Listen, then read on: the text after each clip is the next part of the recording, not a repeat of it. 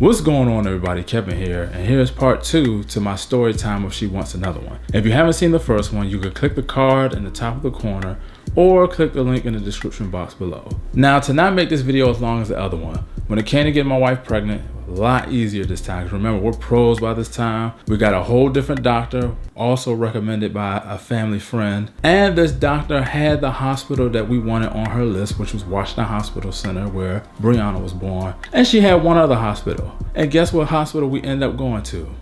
The other one. Now let's start this off with my wife going into labor. I was just getting ready to get off from work. I got a phone call that said my wife was in labor and that she was gonna meet me at the hospital. So which was a good thing. So, I got off from work like around 3 and I end up getting to the hospital like around 5, a little bit after 5. So as I'm walking in, I see 4 ladies sitting down before I walk around the corner and see my wife. So I get there and you can see that my wife is having contractions and everything. She said she already talked to the lady up front of the desk. Now the weird thing about this hospital, PG, is that instead of having like a nurse or a nurse's aide at the front desk, they have a security guard instead, which I could already tell was gonna be some problems just because of that. So I went up to her and asked her, could somebody come see my wife? My wife is in labor. And she told me that this was like the ER where it's first come, first serve. And I'm just thinking to myself though, like nobody can still come out just to check on her. So I sit back down, wife still having more contractions. So then she wants me to go up there to ask if somebody can they call her doctor. So I went up there and asked if somebody call her doctor, because in calling her doctor, she would think, well, oh, if she's in labor, have somebody go check out on her, so on and so forth. And the security guard, she just told me that someone will call her doctor once she's admitted. So I'm thinking, all right, I sat back down. And as I was about to sit back down, this young guy came up and was talking to the security guard like he was trying to get her phone number or something. And he stayed up there the whole time. So I sit back down the second time. Now, while sitting down the second time, one of the girls' moms looked at my wife and said, "Ooh,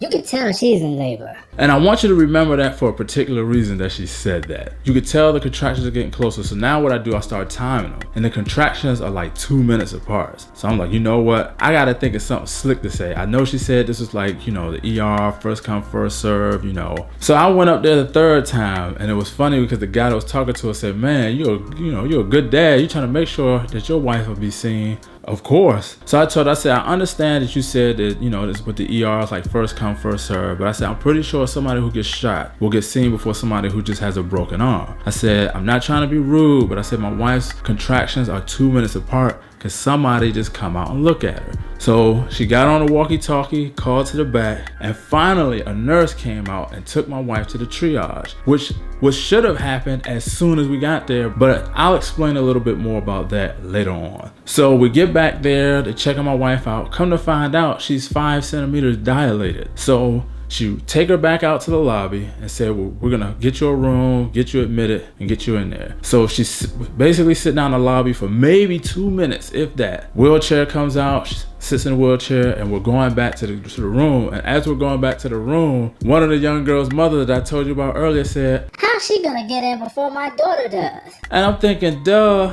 Even you said it, my wife's in labor. Your girl, along with these other ladies here who are already sitting here earlier that I mentioned, they were waiting to be induced. When we get to the back, my wife keeps talking about how she's starting to feel a lot of pressure, but the nurse keeps telling her, make sure you don't start pushing, don't push. And my wife's like, I'm not trying to push. And she's also asking, will she be able to get an epidural? So by this time, the nurse is trying to put like the wristband and everything on her, ask her information, and you could tell, my wife just keeps saying she just feels so much pressure. But she's not trying to push or anything. So the lady gets the wristband on, asks the information, and she said, I don't know how much. My wife tells him, I don't know how much longer, I can hold on. I just feel so much pressure. So the nurse went to go check to see how far the baby was, and she said, oh, I can feel the baby's head. You're gonna have to push. Without the doctor even being in there, because the doctor wasn't even there yet, because it seemed like every time we go, there's always at least 3 other people giving birth at the same exact time. But that's life. I mean, stuff like that happens. So she said, you're gonna have to go ahead and push. So the difference this time with Brianna, she had to do a lot of pushing. It was a lot harder with Kourtney. 1 or 2 pushes and she was out. But because the doctor wasn't there yet, the nurse wiped her eyes and everything like that. But Kourtney's lying there covered. She looking at us, we looking at her, looking at each other, looking at the nurses, just looking there. And about 5 minutes go by. Then the doctor walks in and said, okay, let's deliver this. Oh, well, let's finish delivering this baby. Comes in, allows me to cut the umbilical cord and then clean her up. finished the delivery and everything, and that was it. I got there at 5 o'clock. Kourtney came out at 7 p.m. sharp. Now, I know it wasn't 7 p.m. and 0 seconds, but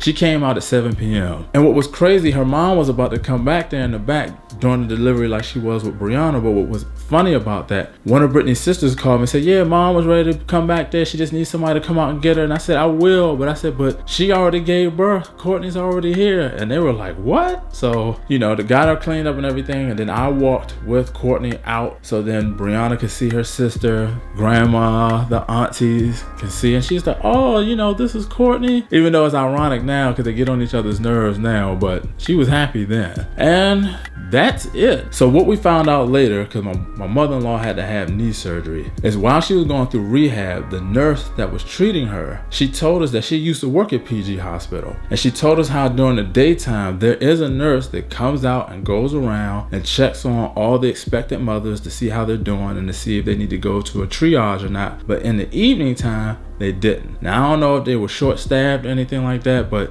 it was crazy. And had we had not did what we needed to do to make sure that she got seen, she would end up having a baby in the lobby and we would have had to sue the mess out of him because of it. Fortunately, that wasn't the case. That's not what happened. Fortunately, everything worked out. All in all seriousness, these are the situations that happen. Of course, we joke about this is why she would want to have another one because of these crazy instances that happen. But in all seriousness, when we actually talk about having children, especially with us getting older and with our children being a little bit more self-sufficient, we always lean more towards adoption because we know that way we can guarantee we'll have a boy. But for me personally, I'm content with just having 2 girls, and if that's it, I'm fine with that. If something happens down the line and we do end up having another one, I would be okay with that as well. The third one would definitely be the last one, but I'm not 100% opposed to it, or nor will I be upset or angry if something happened, because it would be partially my fault anyway.